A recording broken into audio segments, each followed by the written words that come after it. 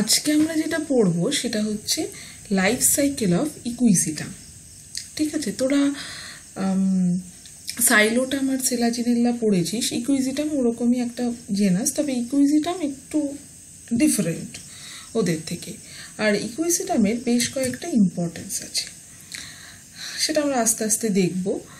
প্রথমে systematic position যদি আমরা দেখি, সেটা হচ্ছে class Sphenopsida, order Equisetales, family Equisetaceae, genus Equisetum, আর স্পিসিস ইকুইজিটাম ডিফিউজাম। এগুলো কয়েকটা কমন স্পিসিস আমি এখানে দিয়েছি। আর একটা ইম্পর্টেন্ট জিনিস, সেটা হচ্ছে সিস্টেমেটিক পজিশন অ্যাকচুয়াল যখন লেখা হয় নিয়ম হচ্ছে এইভাবে সিঁড়ি করে লেখা।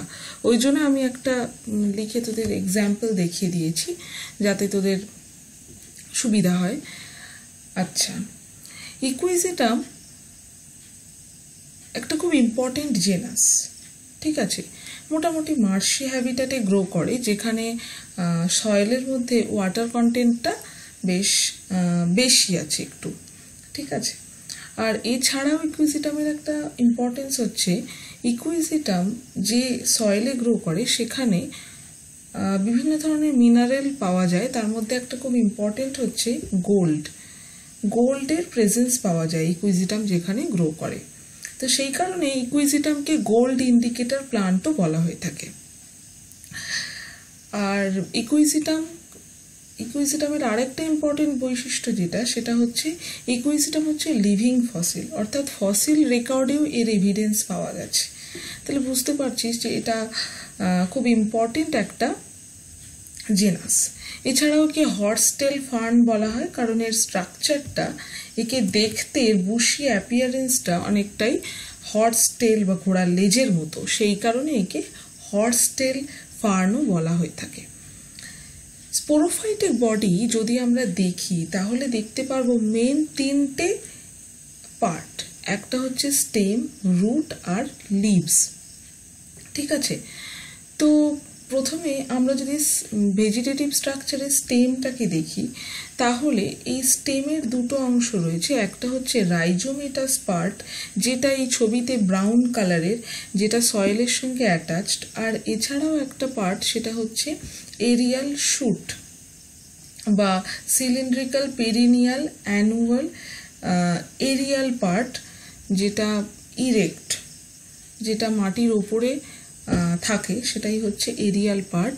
এটা এই একটা পার্ট। আর একটা হচ্ছে সয়েলের মধ্যে যেটা এমবেডেড থাকে, সেটা হচ্ছে রাইজোমেটাস পার্ট। এই দুটো মেন পার্ট আমরা দেখতে পাই। এছাড়াও ইকুইজিটামে ব্রাঞ্চিং দেখা যায়। ব্রাঞ্চিং হচ্ছে মেইনলি মোনোপোডিয়াল। আমি এখানে বোধহয় মোনোপোডিয়াল টার্মটা মিস করে গেছি, না দিয়েছি, এই তো মোনোপোডিয়াল, ব্রাঞ্চিং মোনোপোডিয়াল।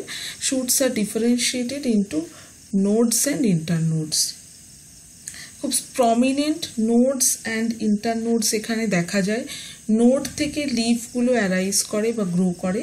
ঠিক আছে, আর স্পোরাঞ্জিয়া বা strobilus are always terminal in position.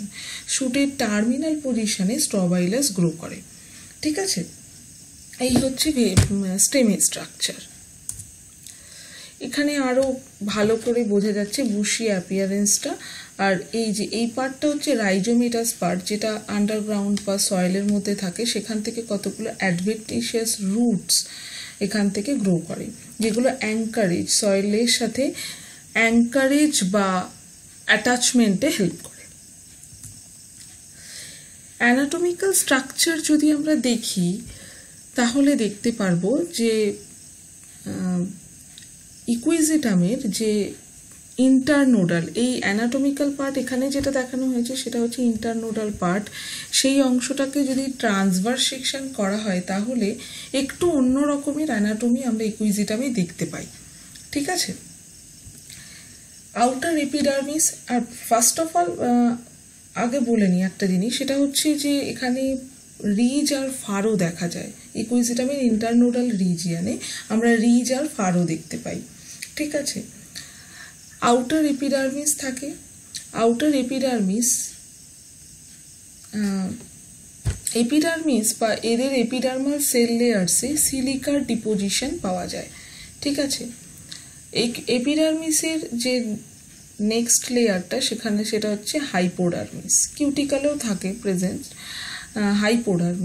Hypodermis হচ্ছে স্ক্লেরেনকাইমাটাস হয়। এই যে এপিডার্মিসের ঠিক নিচের যে সেল লেয়ারগুলো সেগুলো হচ্ছে হাইপোডার্মিস।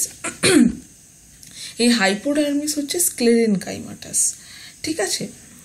তারপরে যে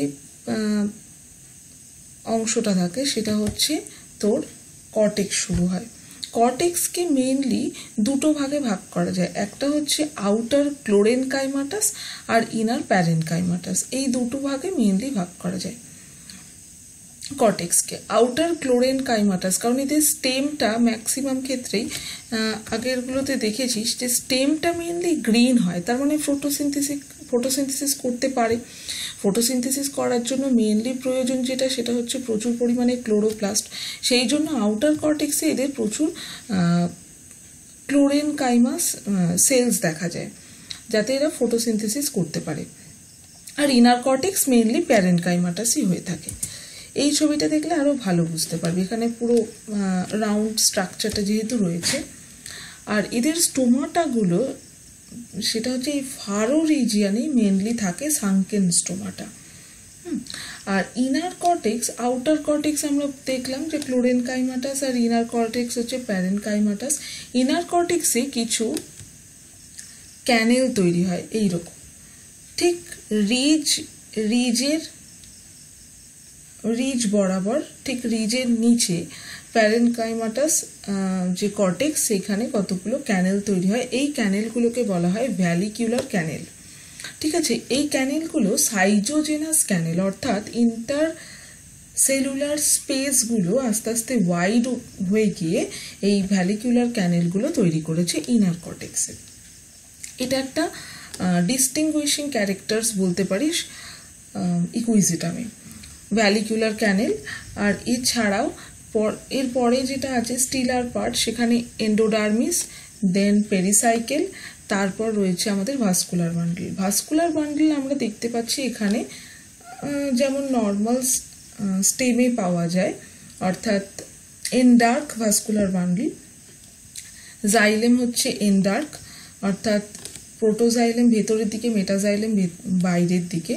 এবং প্রোটোজাইলেমের যে অংশটা সেটা দেখতে পাচ্ছিস এইখানে কতগুলো ক্যানাল তৈরি করেছে। এই ক্যানালগুলোকে বলা হয় ক্যারিনাল canal.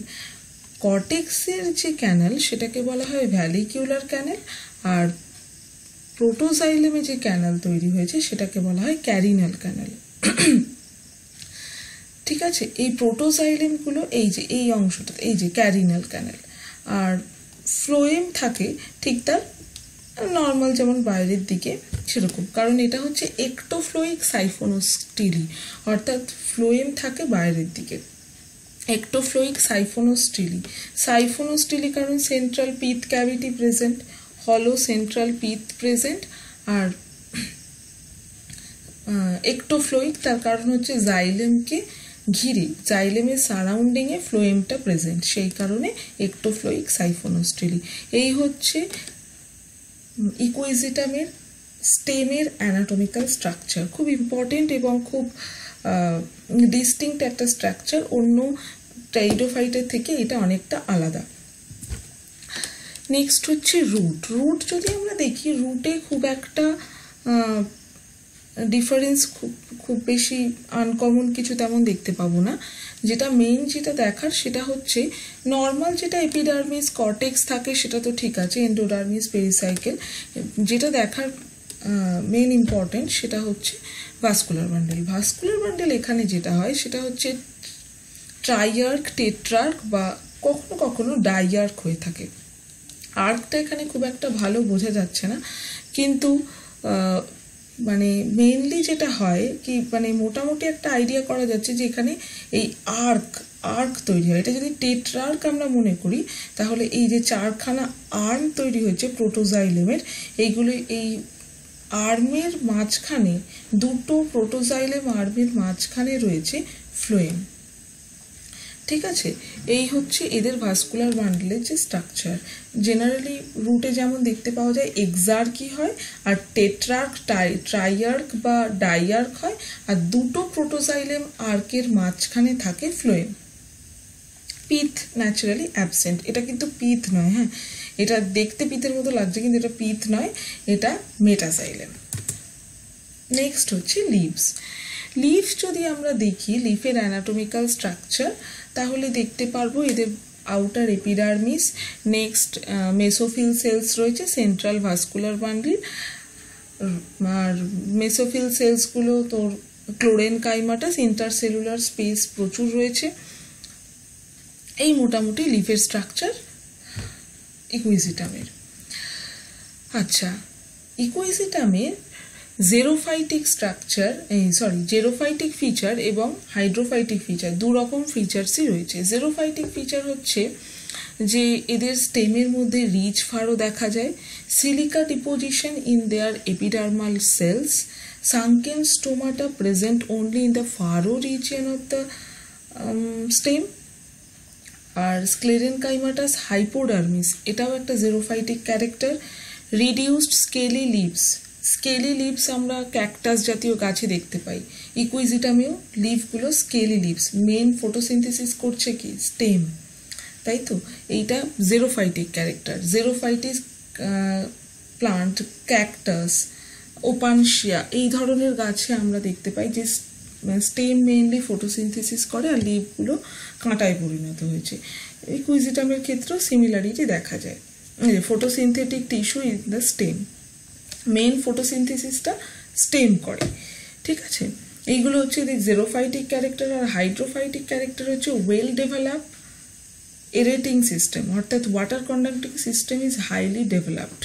ক্যারিনাল canal, vallecular canal, central হলো পিথ, এগুলো প্রত্যেকটাই হচ্ছে ওয়াটার কন্ডাকশনটাকে অনেক ইমপ্রুভ করে। আর রিডিউসড ভাস্কুলার এলিমেন্ট, এই দুটো হচ্ছে এদের হাইড্রোফাইটিক ক্যারেক্টার্স। আচ্ছা, রিপ্রোডাকশন যদি আমরা দেখি তাহলে দেখতে পাবো মেইনলি এদের ভেজিটেটিভ রিপ্রোডাকশন এবং সেক্সুয়াল রিপ্রোডাকশন, অর্থাৎ reproduction by means of spores, এই দু ধরনের রিপ্রোডাকশন দেখা যায়।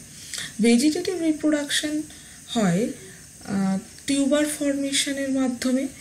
রাইজোমের যে অংশটা, রাইজোমেটাস যে পার্ট ইকুইজিটামের, সেই পার্টে কিছু টিউবার তৈরি হয়, সেই টিউবারগুলো রাইজোম থেকে ডিট্যাচ হয়ে গিয়ে একটা কমপ্লিট প্লান্ট বডি গ্রো করে।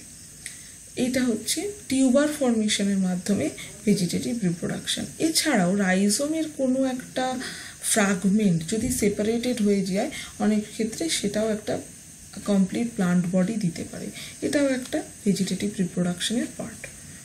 Sexual reproduction mainly occurs by spores. Spore কোথায় ফর্ম করে? স্ট্রবাইলাস। আমরা জানি স্ট্রবাইলাস টার্মিনালি গ্রো করে, আমরা দেখেছি ভেজিটেটিভ স্ট্রাকচারে। যদি এটাই দেখ স্ট্রবাইলাস, এইটা হচ্ছে স্ট্রবাইলাস। এটা হাইতের বইয়ে তোরা প্রত্যেকেই দেখেছিস ছবিটা। মেইন যেটা স্ট্রাকচার হয়, যেটা তোরা প্র্যাকটিক্যালও করেছিস, সেটা হচ্ছে এই স্ট্রাকচারটা, তাই তো। এখানে স্পোরাঞ্জিয়াগুলো স্পোরাঞ্জিও ফোরের মধ্যে অ্যাটাচ থাকে। প্রথমে এই স্পোরাঞ্জিও ফোরটাকে একটু বোঝার চেষ্টা করি আমরা। কি হয়, সেন্ট্রাল অ্যাক্সিস থাকে, স্ট্রবাইলাসে একটা সেন্ট্রাল অ্যাক্সিস থাকে। এই সেন্ট্রাল অ্যাক্সিসের চারপাশে বা সেন্ট্রাল অ্যাক্সিসকে একরকম ঘিরে অ্যারেঞ্জ থাকে কে? স্পোরাঞ্জিও ফোরগুলো।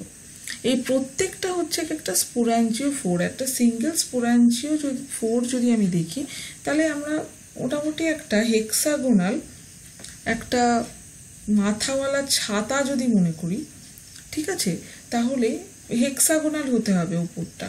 উপরে ছাতার যে কাপড়টা, সেটাকে যদি আমরা হেক্সাগোনাল ভাবি, আর ছাতার ঠিক যেরকমভাবে ওই আমাদের কি বলবো স্ট্যান্ড, যেটা হ্যান্ডেল যেটা আমরা ধরি, সেই রকমই দেখতে হয় স্পোরাঞ্জিও ফোর, খালি ওপরটা হেক্সাগোনাল। আর ওই হেক্সাগোনাল যে টপটা, তার আন্ডার সারফেস থেকে স্পোরাঞ্জিয়াগুলো এইভাবে হ্যাঙ্গিং স্পোরাঞ্জিয়া বা ঝুলন্ত স্পোরাঞ্জিয়াগুলো এইভাবে অ্যারেঞ্জ থাকে। 10 থেকে 15টা স্পোরাঞ্জিয়া স্পোরাঞ্জিও ফোরের ইনার সারফেসে অ্যাটাচ থাকে। এবার এই এক একটা স্পোরাঞ্জিও ফোর এই সেন্ট্রাল অ্যাক্সিস এর চারপাশে অ্যারেঞ্জ থাকে। আশা করি বোঝা গেল। যে স্পোরাঞ্জিওফোর হচ্ছে একটা ছাতার মতো একটা স্ট্রাকচার, ব্যাঙের ছাতা বা আমরা যে ডেইলি ইউজ করি ওইরকম ছোটোখাটো যদি ছাতা একটা মনে করিস, যার মাথাটা হেক্সাগোনাল, ওই হেক্সাগোনাল মাথার নিচের দিক থেকে অর্থাৎ আন্ডার সারফেস থেকে ইলংগেটেড কতকগুলো স্পোরাঞ্জিয়া, হ্যাঙ্গিং স্পোরাঞ্জিয়া অ্যাটাচ থাকে। ঠিক আছে, এবার এই কমপ্লিট স্পোরাঞ্জিওফোরের স্ট্রাকচারটা along with sporangia are attached in a whole arrangement around the axis of the strobilus. Strobilus axis এর চারপাশে অ্যারেঞ্জ থাকে। অ্যারেঞ্জমেন্টটা হচ্ছে হোল অ্যারেঞ্জমেন্ট, ঠিক আছে, অপোজিট না, whorl arrangement, WHROL, whorl, sorry WHORL, whorl arrangement. ঠিক আছে, এই হচ্ছে আমাদের স্ট্রবাইলাসের স্ট্রাকচার। স্পোরাঞ্জিওফোরগুলো এইভাবে স্ট্রবাইলার অ্যাক্সিসের চারপাশে অ্যারেঞ্জ থাকে। আর এছাড়া স্ট্রবাইলাসের একদম নিচে এখানে একটা শীত লাইক স্ট্রাকচার থাকে, বেসে, স্ট্রবাইলাসের বেসে একটা শীত লাইক স্ট্রাকচার থাকে, যেটা ইনম্যাচিওর স্ট্রবাইলাসকে প্রোটেক্ট করতে হেল্প করে। ঠিক আছে, আচ্ছা, এখানে আমি কয়েকটা পয়েন্ট ইম্পর্টেন্টগুলোই লিখে দিয়েছি, তোরা বই থেকে পড়বি এবং আরও কিছু অ্যাড করতে পারিস, কিন্তু এগুলোকে বাদ দিবি না। ঠিক আছে,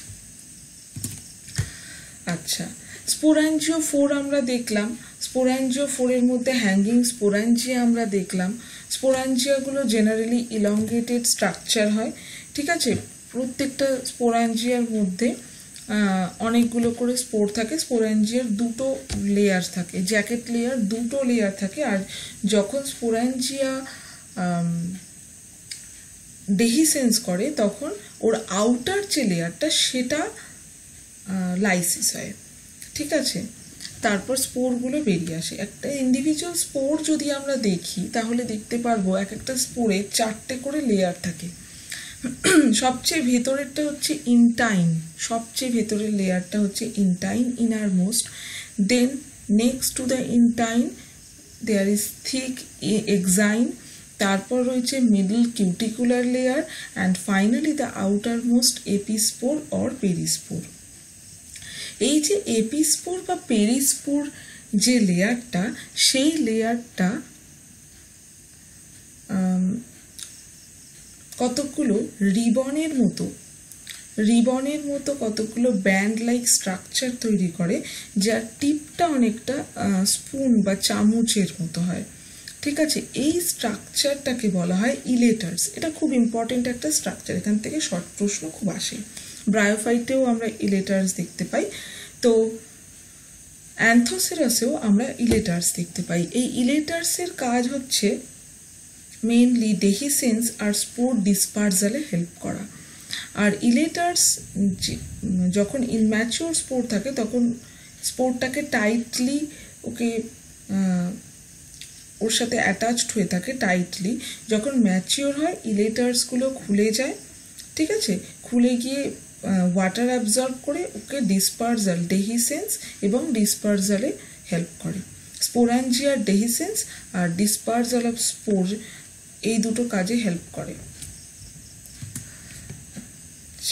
আচ্ছা, এই স্ট্রাকচারটা আমি একটু বোঝার জন্য দিয়েছি এখানে, কিভাবে অ্যারেঞ্জমেন্টটা আছে স্পোরাঞ্জিওফোরের। এবং এই যে হ্যাঙ্গিং স্পোরাঞ্জিয়া, এইখানে থাকে তোর স্পোরাঞ্জিয়ামের মধ্যে স্পোর, আর এই যদি একটা ইন্ডিভিজুয়াল স্পোর দেখি, এই হচ্ছে তাদের ইলেটার্স, 4টে করে ইলেটার্স থাকে। আর ইলেটার্স যখন অ্যাটাচ থাকে টাইটলি স্পোরের সঙ্গে তখন এইরকম একটা স্ট্রাকচার দেখতে লাগে। ওকে, নেক্সট হচ্ছে এবার স্পোর যখন সুটেবল সাবস্ট্রেটাম পাবে তখন সেখানে জার্মিনেট করবে এবং জার্মিনেট করে একটা গ্যামেটোফাইটিক প্লান্ট বডি দেবে। স্পোরের আউটার ওয়ালগুলো আস্তে আস্তে ডিসইন্টিগ্রেট করে যাবে এবং আলটিমেটলি স্পোরটা ফার্স্ট একটা ডিভিশন করবে। এখানে ছবিটা একটু হেজি, তোরা হাইথের বইটাতে দেখবি। ফার্স্ট একটা ডিভিশন করে দুখানা এরকম স্ট্রাকচার তৈরি করবে, দুটো 2 সেল একটা স্ট্রাকচার তৈরি করবে। এই যেটা হচ্ছে আর যার ওপরের যে সেলটা সেটা হচ্ছে তোর এপিবেসাল এবং হাইপোবেসাল। এই দুটো সেল আলটিমেটলি ফার্দার ডিভিশন করে করে একটা গ্যামেটোফাইট তৈরি করবে। যেই গ্যামেটোফাইটের মধ্যে আর্চিগোনিয়া এবং অ্যান্থেরিডিয়া এই দুটো ডেভেলপ করবে। একটা জিনিস খুব ইম্পর্টেন্ট, জেনারেলি ইকুইজিটাম হচ্ছে হোমোস্পোরাস, কিন্তু ইকুইজিটামের মধ্যে একটা স্পেশাল ক্যারেক্টারিস্টিক দেখা যায়, সেটা আমি বলছি একটু বাদে। সেটা হচ্ছে ইনসিপিয়েন্ট হেটেরোস্পোরি। স্কার্চ বলে একজন বটানিস্ট বা সায়েন্টিস্ট বলতে পারিস, তিনি প্রথম অবজার্ভ করেছিলেন যে ইকুইজিটামের এই যে হোমোস্পোরাস নেচারটা পুরোপুরি হোমোস্পোরাস নয়। যদি ফেভারেবল কন্ডিশনে ইকুইজিটামের স্পোরগুলোকে জার্মিনেট করতে দেওয়া হয়, তাহলে দেখা গেছে যে 50% স্পোর থেকে মেল গ্যামেটোফাইট তৈরি হচ্ছে এবং 50% স্পোর থেকে ফিমেল গ্যামেটোফাইট তৈরি হচ্ছে। এবং যে সমস্ত স্পোর থেকে ফিমেল গ্যামেটোফাইট তৈরি হচ্ছে সেই সমস্ত গ্যামেটোফাইটে পরবর্তীকালে মেল গ্যামেটোফাইট অর্থাৎ অ্যান্থেরিডিয়াও ডেভেলপ করতে পারে। এইরকম একটা স্ট্রাকচার যেখানে তৈরি হতে দেখা যাচ্ছে ইকুইজিটামে, এই স্ট্রাকচারটাকে বলা হয় ইনসিপিয়েন্ট, মানে এই ঘটনাটাকে বলা হয় ইনসিপিয়েন্ট হেটেরোস্পোরি। আর এদের এই যে ওদের যে রেগুলেশনটা বা ওদের যে মেনটেনেন্সটা, যে টোটাল স্পোরের মধ্যে কোনো স্ট্রাকচারাল ডিফারেন্সিয়েশন নেই। প্রত্যেকটা স্পোর্স একই রকম দেখতে, তাদের সাইজও একরকম, কিন্তু যখন জার্মিনেট করছে তখন ওরা 50% মেল গ্যামেটোফাইট দিচ্ছে এবং 50% ফিমেল গ্যামেটোফাইট দিচ্ছে। এইরকম ঘটনাকে বলা হয় ইনসিপিয়েন্ট হেটেরোস্পোরি। এবং স্কার্চ দেখেছেন যে এই ব্যাপারটা জেনেটিক্যালি কন্ট্রোলড, ঠিক আছে। তো এটা একটা খুব ইউনিক ফেনোমেনা, যেটা আমরা শুধুমাত্র ইকুইজিটামেই দেখতে পাই। এবার গ্যামেটোফাইট তৈরি হওয়ার পর গ্যামেটোফাইটে কি পাবো আমরা? অ্যান্থেরিডিয়াম ডেভেলপ করবে এবং আর্চিগোনিয়াম। অ্যান্থেরিডিয়াম আমরা যদি দেখি তাহলে দেখা যায় যে আর্চিগোনিয়ামের পরে অ্যান্থেরিডিয়াম ডেভেলপ করে এবং মোটামুটি দু ধরনের অ্যান্থেরিডিয়াম ডেভেলপমেন্ট এখানে দেখা যায় ইকুইজিটামে। একটা হচ্ছে প্রজেক্টিং টাইপ আর একটা এমবেডেড টাইপ। অর্থাৎ একটা এমবেডেড টাইপ মানে বুঝতেই পারছিস, গ্যামেটোফাইটের মধ্যে যেটা পুরোপুরি এমবেডেড থাকে, আর প্রজেক্টিং অর্থাৎ যেটা একটু প্রজেক্টেড হয়ে একটু বেরিয়ে থাকে গ্যামেটোফাইটিক স্ট্রাকচার থেকে। ডেভেলপমেন্টটা আমি এখানে দেখিয়েছি। যদি এইটা ইনিশিয়াল হয়, এটা যদি আমার অ্যান্থেরিডিয়াল ইনিশিয়াল সেল হয়, সেটা প্রথমে এটা হচ্ছে অ্যান্ড্রোগোনাল সেল আর একটা হচ্ছে জ্যাকেট ইনিশিয়াল ফার্দার ডিভাইড করে জ্যাকেট লেয়ারটা অর্থাৎ কভারিং সেল তৈরি করবে, আর অ্যান্ড্রোগোনাল সেলটা সাবসিকুয়েন্ট ডিভিশন করে ফাইনালি অ্যান্থেরোজয়েডস তৈরি করবে। আর এই প্রত্যেকটা অ্যান্থেরোজয়েড যখন ম্যাচিওর করবে, এর এপিক্যাল এন্ডে এরকম 120টা মতো ফ্লাজেলা থাকবে এবং এই এপিক্যাল পোর্শনটা একটু শার্পেন, একটু সরু আর কি, একটু ইলংগেটেড হবে। এই হচ্ছে অ্যান্থেরোজয়েডসের স্ট্রাকচার। নেক্সট হচ্ছে আর্চিগোনিয়া ডেভেলপ করবে ফিমেল গ্যামেটোফাইটে আর্চিগোনিয়াল ইনিশিয়াল থেকে। আর প্রথমে ফার্স্ট ডিভিশন করে প্রাইমারি কভার সেল এবং সেন্ট্রাল সেল। দেন প্রাইমারি কভার সেল যেটা তৈরি হয়েছিল সেইটা দেখ দুটো নেক সেল তৈরি করছে এবং এইটা হচ্ছে প্রাইমারি নেক ক্যানাল সেল। এই সেলটা ডিভাইড করে প্রাইমারি নেক ক্যানাল সেল তৈরি করবে এবং ভেন্টার সেল তৈরি করবে। এইবার নেক সেলসের নিচে যে সেলগুলো, ভেন্টার সেলটা এই নেক সেলসের নিচে তৈরি হবে নেক ক্যানাল সেল, বাইরে নেক সেলস, তারপর নেক ক্যানাল সেল, তারপর ভেন্টার ক্যানাল সেল, তারপর এগ সেল। ফার্দার ডিভিশন যেটা করবে সেটা হচ্ছে এই প্রাইমারি নেক ক্যানাল সেল এবং ভেন্টার সেলই ডিভিশন করবে, আর আউটার নেক সেলটা মেইনলি নেক সেলসই তৈরি করবে। এরপরে আরও ডিভিশন হয়ে এখানে নেক সেলসের সংখ্যা ভ্যারি করে, হ্যাঁ, জেনাস টু জেনাস নেক সেলসের সংখ্যা, নেক ক্যানাল সেলের সংখ্যা ভ্যারি করে। ভেন্ট্রাল ক্যানাল সেল একটাই হয়, এগ সেলের যে পরের সেলটা সেটাই হচ্ছে ভেন্ট্রাল ক্যানাল সেল, ঠিক আছে। আর এই যে নেক ক্যানাল সেল এটা হচ্ছে একটা ক্যানাল লাইক একটা স্ট্রাকচার তৈরি করে, এইখান থেকেই মেন অ্যানথ্রোজয়েড পাস করবে। যখন ম্যাচিওর হবে অ্যানথ্রোজয়েডস তখন এই আর্চিগোনিয়ামের এই ক্যানাল থেকে, নেক ক্যানাল সেল থেকে এখানে এই যে এই সেলগুলো ডিসইন্টিগ্রেট করে যাবে এবং এখান থেকে অ্যানথ্রোজয়েডস পাস করবে এবং আলটিমেট এগটাকে ফার্টিলাইজ করবে in presence of water. Definitely generally কি হয়, গ্যামেটোফাইটের আউটার কভারে একটা থিন লেয়ার অফ ওয়াটার থাকে যেখান থেকে অ্যানথ্রোজয়েড সুইম করে এসে ওই আর্চিগোনিয়ার ক্যানাল সেলের মধ্যে দিয়ে পাস করে এগটাকে ফার্টিলাইজ করে।